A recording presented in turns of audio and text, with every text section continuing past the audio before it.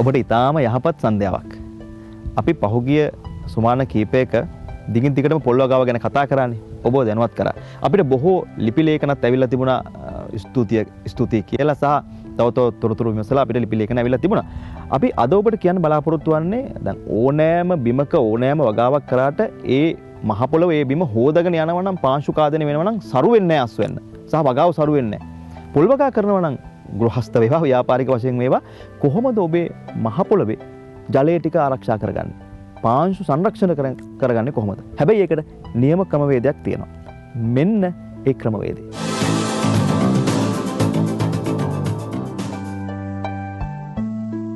ඕනෑම ජීවියෙකුගේ පැවැත්ම සඳහා ආහාර ජලය ඉතා අත්‍යවශ්‍යයි. ඒතකොට අපි සත්ත්වද්‍යා බැලුවම ඔහුගේ වර්ධනයට නිරෝගී වර්ධනයක් සඳහා හොඳ ආහාර, ඒ වගේම හොඳ ජලය අවශ්‍ය වෙනවා. ඒ වගේම තමයි මේ ශාකත්. ශාක ගත්තම ශාක වර්ධනය සඳහා පොහොර, ඒ වගේම ජලය ඉතා අත්‍යවශ්‍යයි. ඒතකොට අද අපි බලාපොරොත්තු වෙන්නේ මේ පොල් වගාවට ජලය තියෙන අවශ්‍යතාවය පිළිබඳ සාකච්ඡා කරන්න. ඒතකොට මේ පොල් වගාවෙත් ජලයේ තියෙන අවශ්‍යතාවය අපි බැලුවෙන් පස්සේ පොල් වගාවට කොපමණ පෝර, රසායනික පෝර, එහෙම නැත්නම් කාබනික පෝර යෙදුවත් ඒවා ශාකය තුළට ලබා ගැනීම ජලය ඉතා අත්‍යවශ්‍යයි. ඒ ජලය නැත්නම් ඒ පොල් ගහට ඒ අවශ්‍ය ආහාර ටික ලබා ගන්න අමාරුයි. අපි බලනවා පරීක්ෂණ ආයතනය මගින් අද මේ වෙනකොට හොයාගෙන තියෙනවා සාමාන්‍ය වැඩුණු පොල් ගහක් සඳහා දිනකට ජලය ලීටර් 45ක් 60ක් අතර ප්‍රමාණයක් පොල් ගහකට අවශ්‍යයි කියලා. මුත් වෙනත් භෝග වගේ නෙවෙයි පොල් වගාව කියන්නේ. ජලය රැස් කරන භෝගයක්. ජලය රැස් කරන භෝගයක්. හැම පොල් ගෙඩියකම ඇතුලේ විශාල ජල ප්‍රමාණයක් තියෙනවා. ඒ වගේම පොල් ගහ කියන්නේ අවුරුද්දේ හැම මාසෙකම අපට පොල් වල්ලක් ලබා දෙන ශාකයක්. නමුත් අනිත් ශාක වගේ නෙවෙයි. ඒ ශාක එක කාලයක් තුල වර්ධනය වෙනවා. ඒ ශාකය අවුරුද්දේ එක් කාලයක අස්වැන්න දෙනවා. නමුත් පොල් ශාකය අවුරුදු පතාම අපට අවුරුද්ද මුළුල්ලේම අපට පොල් වල්ලක් ඒ කියන්නේ ආහාර වශයෙන් අපට ලබා ගන්න ලබා දෙනවා. එහෙමනම් මේ පොල් වල්ල අනිත් තියෙන භෝග වලට වඩා ලොකු විශේෂත්වයක් තියෙනවා. මොකද ඒ ඵලයේ ඇතුලේ අභ්‍යන්තරයේ ජලය රැස් කරනවා. ඒ නිසා අනිත් භෝග වලට වඩා විශාල වශයෙන් අපට බලාපොරොත්තු වෙන පොල් ගහ ජලය. ඒ නිසා අපි ජලය ලබා නොදුන්නොත් පොල් ගහේ නියම අස්වැන්නක් ලබා ගන්න බෑ. ඒතර පර්යේෂණ ආයතන විසින් පර්යේෂණ කළා හොයාගෙන තියෙනවා පොල් වගාවේ අස්වැන්න 30ක් 40ක් ප්‍රමාණයකින් වැඩි වෙනවා අවුරුද්ද පුරා ඒකාකාරීව ජලය ලැබෙනවා. ඒතර අපිට මේ පොල් වගාවට ජලය ලැබෙන්නේ කොහොමද? ප්‍රධාන වශයෙන් වර්ෂා ජලය. පොදු ලොකු විශාල ඉඩම් තියෙනවා.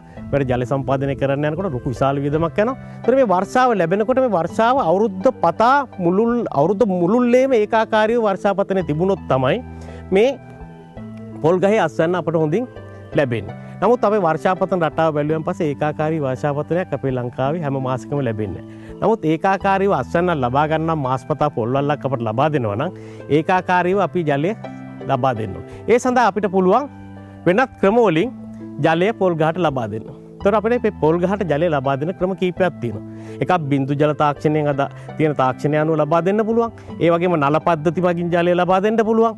ඒ වගේම මතු පිට කාණු සම්පාදනය කරලා ලබා දෙන්න පුළුවන්. ඒ වගේම වැටෙන වර්ෂාව ඉඩම තුල රැස් කරගන්න මේ ආකාරයට සමෝච්ච කාණු යොදලා ඒ සමෝච්ච කාණු වල වතුර පිරෙන සලසලා ඒ වතුර වැඩි ප්‍රමාණයක් පොළොට බී ගන්න ලබා දෙන්න පුළුවන්.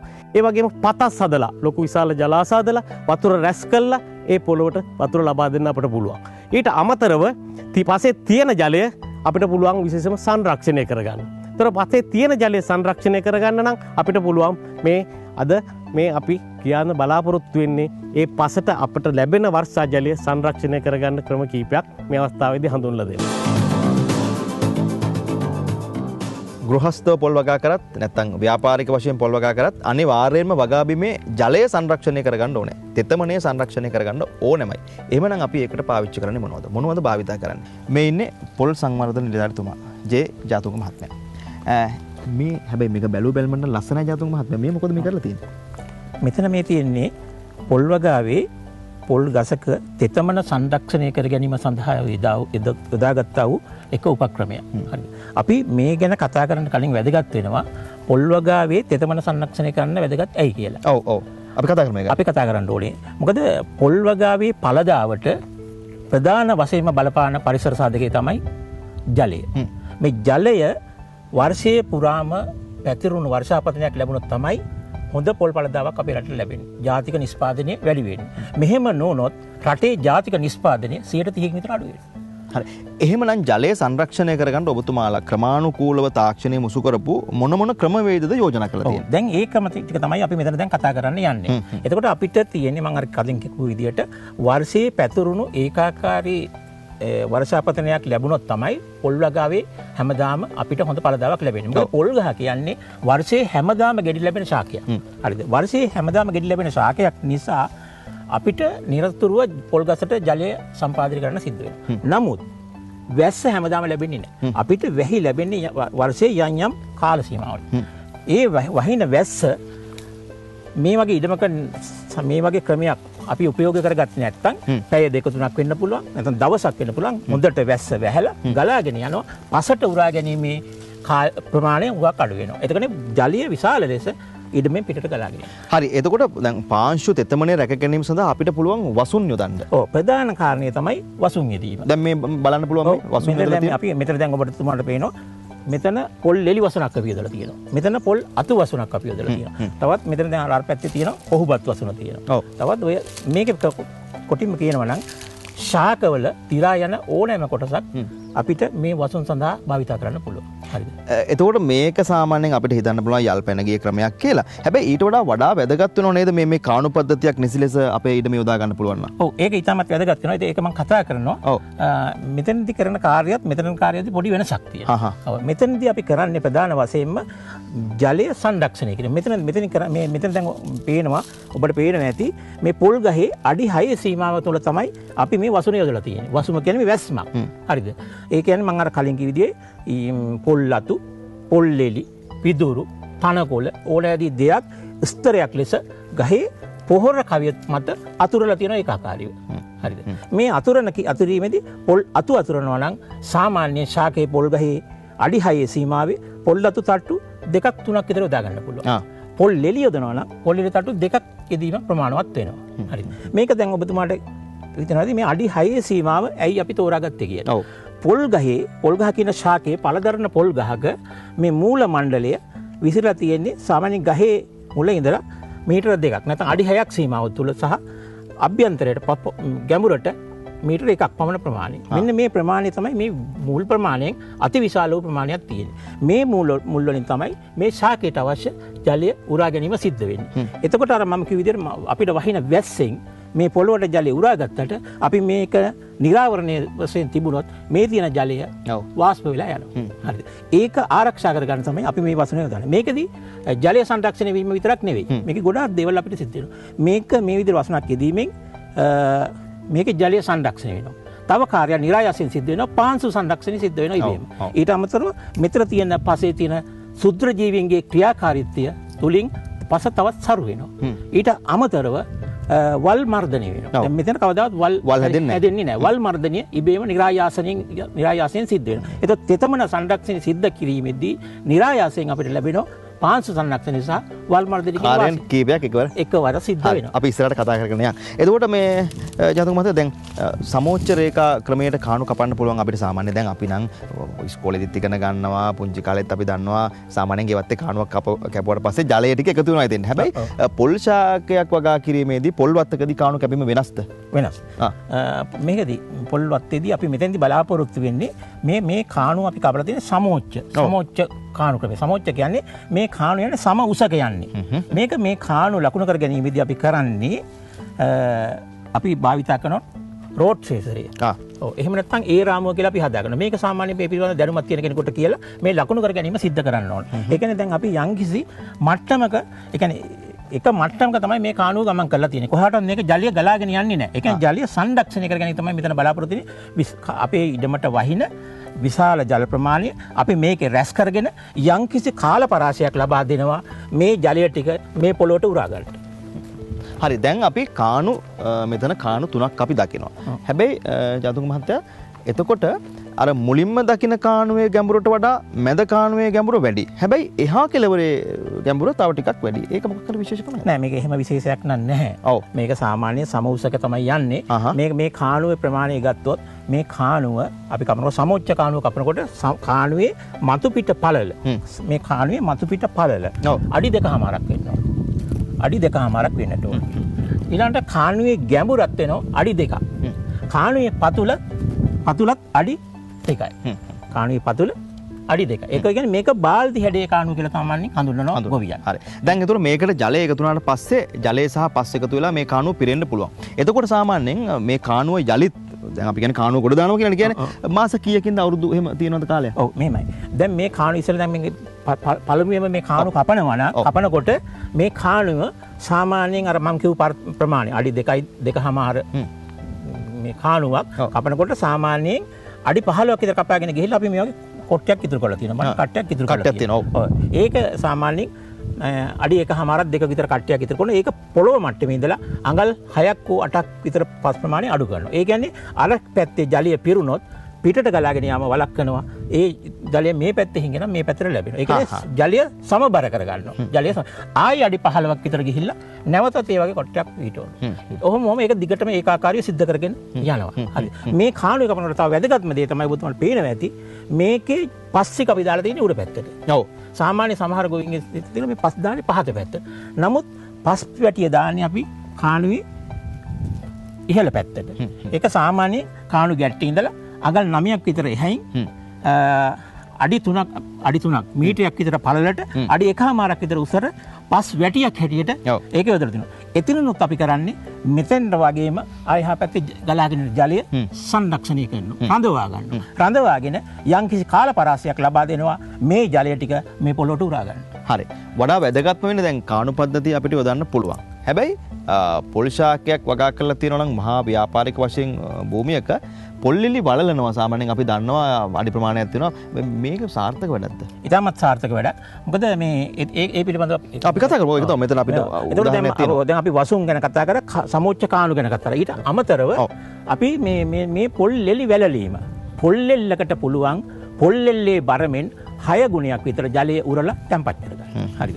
එතකොට මෙන්න මේක ප්‍රයෝජනට අරගෙන අපි කරලා තියෙන්නේ මේ පොල්ලෙලි වලවල් පිහිටවීමෙන් අර වසින් අපේ ඉඩමට වහින වැස්සේ ජලය මේක උරලා තැම්පත් කර ගැනීම විශාල සිද්ධ වෙනවා. මේ වගේ සාමාන්‍ය මේ කරන්නේ මේ වලක් දිගයි අඩි 8ක්. ඔව්. පළලයි අඩි 4ක්. ඔව්. ගැඹුරයි අඩි 3ක්. හරිද? එතකොට දැන් අපි මේ වලවල් ඉඩමක වලවල් පිහිටව ගන්නවා නම් පළවෙනි පොල් ගස් දෙක අතර මේ වගේ අපි හරි මැදි මේ අඩි 8ක් දිග අඩි 4ක් පළල අඩි 3ක් ගැඹුර වල කපා ගන්න. හැබැයි ඊට පස්සේ මේක කැපුවම ඊළඟ පොල් ගස් දෙකේ ඔබට පේනවා ඇති ඊළඟ පොල් ගස් දෙක අතරේ වලක් කපන්නේ නෑ මේ විදියට. ආයි ඊළඟ පොල් ගස් දෙකේ ආයි විදියට වලක් කපනවා. හරිද? එතකොට දැන් මේ පළවෙනි දෙවෙනි පෙළියට යනකොට දැන් මෙතන වලක් කපුව නිසා අර ගස් දෙක අතරේ වලක් කපන්නේ නෑ. මේක කියන්නේ කොලින්ම සික්සැක් ක්‍රමයට තමයි යන්නේ. හරි. වඩා වැදගත් වෙන්නේ මේ පොල්ලෙලි තියෙන නැත්තම් පොල්ලෙලි තැම්පත් කරන ප්‍රමාණය. දැන් අපිට බලන්න පුළුවන් මෙතන බොහොම සමීපව බලමු. මට කියන්න මේ යතුරු මහත්තයා දැන් යටම තියෙනවා. ඊට පස්සේ අඩි භාගයක් වගේ නේද තියෙන්නේ. ඔව්. අපිට ඕන ප්‍රමාණය තෝරගන්න පුළුවන්. පුළුවන්. දැන් මෙතන තියෙන්නේ අපි දැන් මම කිව්වා අඩි 8ක් දිග අඩි 4ක් පල්ල අඩි 3ක් ගැඹුර වලක් කැපුවා. කපලා දැන් මේකේ අපි පොල්ලෙලි අතුරනවා. හරිද? පොල්ලෙලි අතුරන. හැබැයි මේක දැන් මේ බොහොම මේ වැඩියට බොහොම ලස්සනට මේ ක්‍රමයක් කරන්න පුළුවන් වඩාත් හොඳයි. මේකට ටිකක් වැඩිපුර ශ්‍රමයක මොකද මේ පොල්ලෙලි ඒකාකාරීව හොඳට අතුරලා තියෙනවා. ඒ කියන්නේ පොල්ලෙලි තට්ටුවක් ඇතුරුවා අඟල් 3ක් විතර පස් තට්ටුවක් දැම්මා. ඊට පස්සේ ඊට උඩින් ආයි පොල්ලෙලි තට්ටුවක් දැම්මා. ආයි අඟල් 3ක් විතර පස් දානවා. ආයිත් පොල්ලෙලි තට්ටුවක් අතුරනවා. ඔහොම මේ පොළොව මට්ටමේට එනකන් අපි ඒ විදිහට අතුරගෙන එනවා. සාමාන්‍ය මේ පොල්ලෙලි තට්ටුව ඝනකම අපි කියන්නේ සෙන්ටිමීටර් 10ක් විතර තියන්න කියනවා. සෙන්ටිමීටර් 10 සාමාන්‍ය අඟල් 4ක් විතර. හරි. එතකොට අපිට පුළුවන් සමෝච්ච කාණු පද්ධතියට යන්න පුළුවන්. ඒ වගේම පොල්ලෙලි මේ විදිහට තට්ටුවක් දාලා මේ විදිහට ජලය රැස් කරගන්න ක්‍රමවේදයකට යන්න පුළුවන්. ඊට අමතරව ඔබතුමාලා හොයාගෙන තියෙනවද වෙනත් ජලය නැත්නම් පාංශු සංරක්ෂණ? ඔව්. දැන් මේකේ මට තව පොඩි කාරණයක් කියන්න තියෙනවා. දැන් ඒතකොට මේක මේ විදිහට තියෙනකොට අපි සාමාන්‍යයෙන් මේ විදිහට අක්කරයක් තුල නම් පොල් වලවල් අපිට 30ක් 32ක් විතර පිහිටවන්න අවශ්‍ය වෙනවා. හෙක්ටයාරයකට වලවල් 78ක්. හෙක්ටයාරයක වලවල් 78ක් පිහිටුව මේකෙන් පොල් පරිශ්‍රණ ආයතනයේ හොයාගෙන තිනවා සුවිශේෂ ලෙස පොල් වගාවට අවශ්‍ය ජලය සංරක්ෂණය කිරීම මේ තුනේ සිද්ධ වෙනවා. හරි. එතකොට මීට අමතරව තවත් මොන හරි ක්‍රමවේද තියෙනවද ජාතක? ඔව්. තවත් මීට අමතරව දැන් මේ පොල්ලෙලි වැලලීමේ ක්‍රමය දැන් මේක ක්‍රමයක අඩි 8යි 4 වල මීට අමතරව තව ක්‍රමයක් තියෙනවා. දැන් මෙතන තියෙන්නේ පොල් ගස් දෙකක් අතර තමයි මේ වලක් පිහිටලා තියෙන්නේ. තව ක්‍රමයක් තියෙනවා. සෑම පොල් ගහකටම එක වලක් බැගින් පිහිටවන ක්‍රමයක්. ඒ දැන් මේක අඩි 8යි මේක මේ අඩි 8යි 4යි 3 ක්‍රමයේනේ.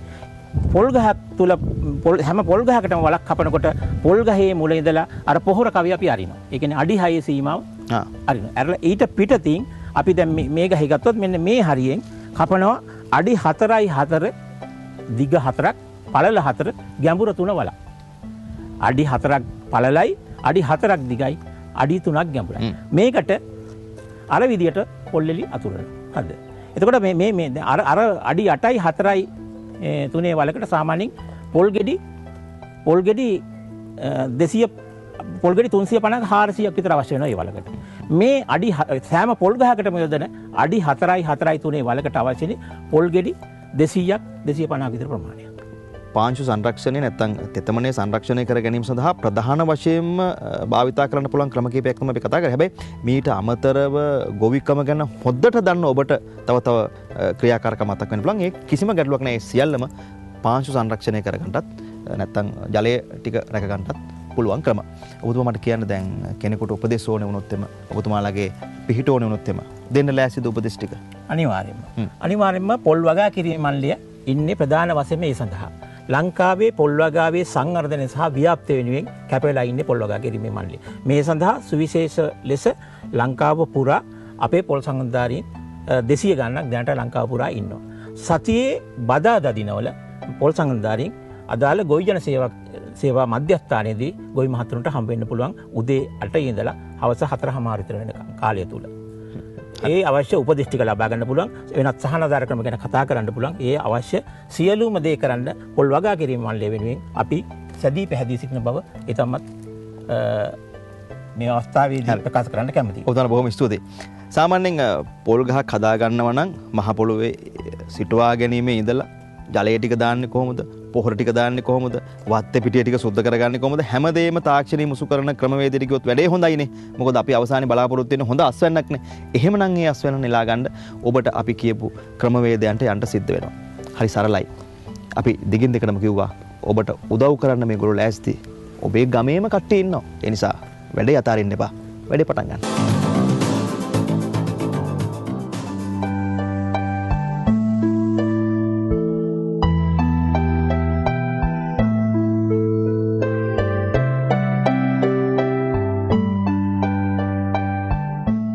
අපි මේ සියලු රූගත කිරීම කරේ අබේසිංහ මහත්මයාගේ සරුවට වැඩුණු පොල්වත්තේ. එතුමා හිටපු ඉංජිනේරු මහත්මයෙක්. දැන් විශ්‍රාම අරගෙන කෘෂිකර්මාන්තයේ ඉඳලා ඉන්නවා. හැබැයි එතුමා වවන්නේ පොල්.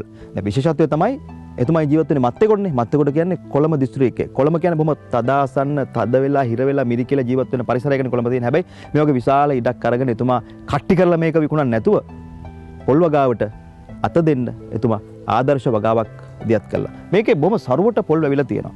ඒ නිසා අපි එතුමගෙන් ඇහුවා මේ සාර්ථකත්වයේ පිටුපස මොනවද එතුමගේ ශක්තිය? කවුද එතුමට උදව් කරේ කියලා අපි එතුමගෙන් ඇහුවා. මේ එතුමා කියන අදහස්. වෘත්තියෙන් සිවිල් ඉංජිනේරුවරයෙක්. නමුත් මම කෘෂිකර්මයට ගොඩාක් කැමතියි. ඒකින්ද මේ පොල් වගාවට මං යෙදුණා. ඇත්තටම මෙතන අක්කර 14ක වගේ ප්‍රමාණයක් තිබෙනවා. මට පොල් සංවර්ධන මණ්ඩලයේ නිලධාරි මහතුන් මේකට අවශ්‍ය උපදෙස් දීලා මේ වගාව සාර්ථක වගාවක් හැටියට කරන්නේ කොහොමද කියලා හැමතිස්සෙම උපදෙස් දුන්නා. විශේෂයෙන් බදාදා දිනවල අපි කාර්යාලයට ගියාම ඒ අවශ්‍ය උපදෙස් හැම ඒ පොල් සංවර්ධන නිලධාරි මහත්තයාගෙන් හැම විටම අපිට ලබා ගන්න පුළුවන්. ඇත්තටම මේ පොල් ගහක් හිටෙව්වට පොල් ගහෙන් ප්‍රයෝජනයක් ගන්න බෑ. ඒක පාටම පළදාවක් හරි දෙන්නේ නැහැ. ඒකද අපි පොල් ගහට නිරන්තරයෙන්ම ඒ පොල් ගහට අවශ්‍ය පෝෂක ද්‍රව්‍ය හැම දෙයක්ම සපයන්න ඕනේ. නැත්නම් එහෙම පොල් ගහෙන් හොඳ අස්වැන්නක් වෙන්නේ නැහැ.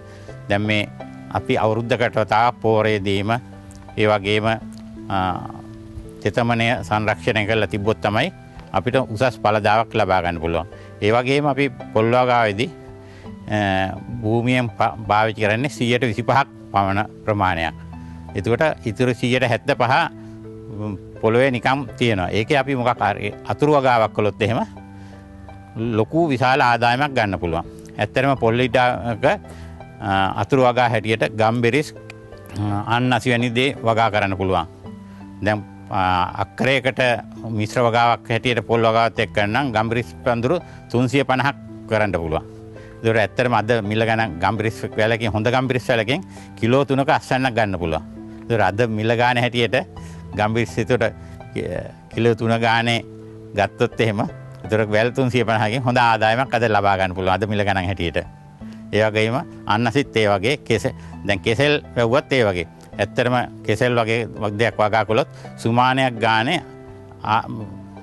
ආදායමක් ගන්න පුළුවන්. ඒකට වත්තේ නඩත්තුවට ඒ මේවා යොදවන්න පුළුවන්. අපිට වැඩි අවශ්‍යතාවය. ඒතර පොල් පළදාව එහෙම ආදායමක් ගන්න අතරේ අතුරු වගාවක් වලෙන් පස්සේ අපි නඩත්තුවට ඒ වියදම සපයා ගන්න පුළුවන් වෙනවා. ඒකිට අපිට ඒක ආර්ථික අතේනොත් වාසියක් වෙනවා. එයින්ද හැමතිස්සෙම ඒ වගේම තව විශේෂයක් වෙනවා. දැන් හුඟ දෙනෙක් බයයි මේ පොල් වගාවත් එක්ක මේ දැව වර්ග වවන්න. ඇත්තටම ඒක හොඳ මේක මම මෙයා කළා වැටකට අඩි 3ක් තියලා දැව වගාවක් කරන අවුරුදු 10ක් 15ක් යනකොට ඉබේම විශාල ආදායමක් එනවා. මම ඒ විදිහට මගේ ඉඩමේ ලුණු මිදෙල්ලයි මහෝගනේ වහලා තියෙනවා. මට එකෙන් තව ඉස්සරහට දැන් ටික හරියක් කැපුවා. තව විශාල ආදායමක් ගන්න පුළුවන් වෙනවා ඒක. අද මිල ගණන් අනුව. ඒ වගේම පොල් වගාවක් කරනවා නම් අනිවාර්යයෙන්ම අතුරු වගාවක් කර යුතුමයි. නැත්තම් එහෙම ඒක නඩත්තු කරන්න වියදම අමාරු වෙනවා. ඒකින්ද විශේෂයෙන්ම අර පොල් මම ඉස්සෙල්ලා කිව්වා වගේ 125ක් තමයි පොල් ඉඩමෙන් පොල් ගහ පාවිච්චි කරන්නේ. ඉතුරු 75 උපරිම ප්‍රයෝජනයක් ගන්න ඒක අතුරු වගාවක් කළ යුතුමයි. එහෙමනම් අපි සමුගන්නන් නේද? දැන් පොල් වගාව කියන්නේ වසරේ සෑම දවසකම ආදායම් ලබා ගන්න පුළුවන් වගාවක්නේ. දැන් ඔබට අක්කර 5ක් අයක් තියෙනවා නම් හරියට පොල් ටික වගා කරොත් මුලින්ම පටන් ගන්න පොල් ගහේ පොල් අස්වැන්න නෙලාගෙන වටේම ගිහිල්ලා ඔහොම එනකොට අහපහු මුල් ගහේ කිරි ටික පැහිලා. එහෙමනම් වසර පුරාම අපිට අස්වැන්න නෙලා ගන්න පුළුවන්. අපි ඔබට ආරාධනා කරන්නේ ඔබේ පාළු වෙච්ච ඉඩම් වල පොල් වගාව පටන් ගන්න. මේ සම්බන්ධයෙන් ඔබට උදව් කරන්න බොහෝ දෙනෙක් ඉන්නවා. පොහොර ටික ලබා දෙන්න, ඒ ක්‍රමවේදයන් කියලා දෙන්න, පස සංරක්ෂණය කරගන්න විදිය කියලා දෙන්න. ඒ නිසා ඔබට යලිත් අපි කියන්නේ ආරාධනා කරන්නේ පටන් ගන්න කියලා. මෙන්න මේ දුරකථන අංක වල කතා කරලා සියලු විස්තර ලබා ගන්න පුළුවන්. එහෙනම් අපි යලිත් හමුවන්නේ ලබන සතියක් අරවලට.